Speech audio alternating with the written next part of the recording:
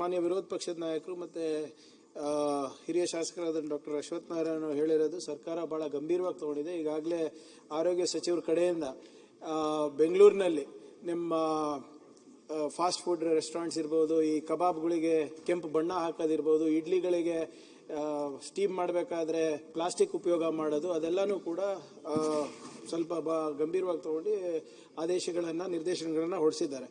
ಆದರೆ ವಿರೋಧ ಪಕ್ಷ ನಾಯಕರು ಮತ್ತು ಈಶ್ವರ್ ಖಂಡ್ರೆ ಸಾಹೇಬ್ ಹೇಳೋದು ಸತ್ಯ. ಇದು ಬರೀ ಒಂದು ಇಲಾಖೆಗೆ ಸಂಬಂಧಪಟ್ಟಿದ್ದಲ್ಲ.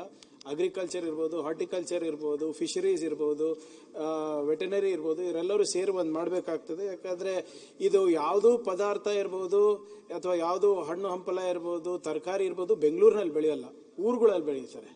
ಸೊ ಇವತ್ತು ವಾಯು ಮಾಲಿನ್ಯ ಇರ್ಬೋದು, ನಿಮ್ಮ ಜಲ ಮಾಲಿನ್ಯ ಇರ್ಬೋದು, including soil pollution because of plastic remnants ಇರ್ಬೋದು, ನಾವು ಗ್ರಾಮೀಣ ಮಟ್ಟದಲ್ಲಿ ನಾವು ಅದು ಜಾಗೃತಿ ಮೂಡಿಸ್ಬಿಟ್ಟು ನಾವು ಮಾಡಬೇಕಾಗ್ತದೆ.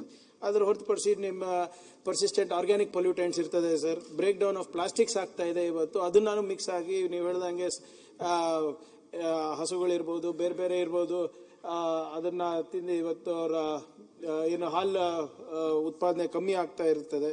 ಮತ್ತು ಅಫ್ಕೋರ್ಸ್ ಪೆಸ್ಟಿಸೈಡ್ಸು ಮತ್ತು ವೆಟನರಿ ಡ್ರಗ್ಸ್ದು ಅದ್ರದ್ದು ಕೂಡ ಪರಿಣಾಮ ಇವತ್ತು ಆಗ್ತಾ ಇದೆ. ಮತ್ತು ಫುಡ್ ಕಾಂಟ್ಯಾಕ್ಟ್ ಮೆಟೀರಿಯಲ್ಸ್ ಅಂದರೆ ಕೆಮಿಕಲ್ಸ್ ಏನಾಗ್ತದೆ ಅಧ್ಯಕ್ಷರೇ, ಮೈಗ್ರೇಷನ್ ಆಗ್ತದೆ. ನಾವು ಪ್ಲಾಸ್ಟಿಕ್ನಲ್ಲಿ ನಾವು ನಮ್ಮ ಆಹಾರವನ್ನು ನಾವು ಕೊಟ್ಟಾಗೆಲ್ಲ ಅದನ್ನು ಮೈಗ್ರೇಷನ್ ಆಗುತ್ತೆ, ಕೆಮಿಕಲ್ಸ್ ಮೈಗ್ರೇಷನ್ ಆಗುತ್ತೆ ಫುಡ್ ಕಾಂಟ್ಯಾಕ್ಟ್ ಮೆಟೀರಿಯಲ್ಸಿಂದ. ಮತ್ತು ಅಫ್ಕೋರ್ಸ್ ಪ್ರೊಸೆಸಿಂಗ್ ಕಂಟ್ಯಾಮಿನೇಟ್ಸನ್ನು ಮತ್ತು ಕ್ಲೀನಿಂಗ್ ಏಜೆಂಟ್ಸಿಂದನೂ ಕೂಡ ಸಾಕಷ್ಟು ತೊಂದರೆಗಳಾಗ್ತದೆ. ಮಾನ್ಯ ವಿರೋಧ ಪಕ್ಷದ ನಾಯಕರು ಮತ್ತು ಅಶ್ವಥ್ ನಾರಾಯಣ ಅವರು ಸಲಹೆ ನೀಡಿದಂಗೆ ಮಾನ್ಯ ಮಂತ್ರಿಗಳ ಜೊತೆ ಚರ್ಚೆ ಮಾಡಿ ಒಂದು ಕಮಿಟಿ ಮಾಡ್ಬೋದಾ for best practices of across agriculture, horticulture as well as animal husbandry ಮಾಡ್ಬೋದಾ ಅಂತ ನಾವು ಅವ್ರ ಗಮನಕ್ಕೆ ತರ್ತೀನಿ ಅಧ್ಯಕ್ಷರೇ. ಮತ್ತು ಈಗಾಗಲೇ ಫಾರೆಸ್ಟ್ ಮಿನಿಸ್ಟರ್ ಅವರು ಕೂಡ ಪೊಲ್ಯೂಷನ್ ಕಂಟ್ರೋಲ್ ಬೋರ್ಡ್ ಇಂದ ಅವರು ಕೂಡ ಕ್ರಮ ವಹಿಸ್ತೀನಿ ಅಂತ ಹೇಳಿದ್ದಾರೆ.